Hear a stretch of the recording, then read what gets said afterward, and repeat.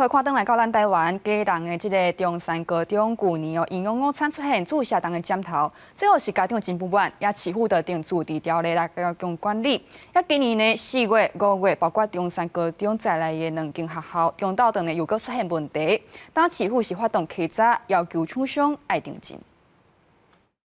看一下食材敢有掺到杂物，不时询问人员食材处理的情形，一点嘛无凊彩。因为家人的学校营养午餐销链线出现有杂物的情形，因为供应家人15间学校营养午餐的厂商，3间伫台北市，1间伫新北市，家人市政府联合双北启动跨县市稽查，要查清楚厂商敢有缺失。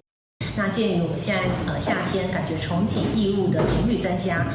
那今天开始又在跟跨县市一起合作到场进行查厂。那如果在餐食的厂房有相关的缺失情形，也会由当地的卫生主管机关进行裁罚。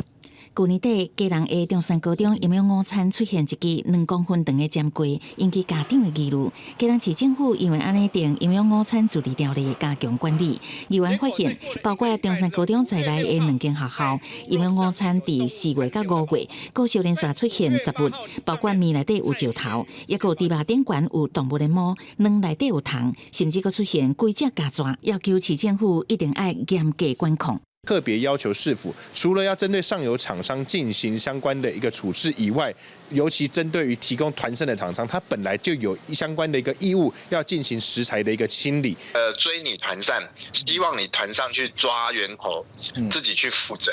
问题是你源头没有把关到的时候，那当然还是一样层出不穷的问题出现呐。 家长团体认为，学校的营养午餐关系到学生囡仔的健康和安全，袂当凊彩，建议加强稽查，督促厂商爱改善。对这代志，家人市政府是讲，未来一定每个月无定期联合查察，希望厂商爱注意备餐的卫生。记者综合报道。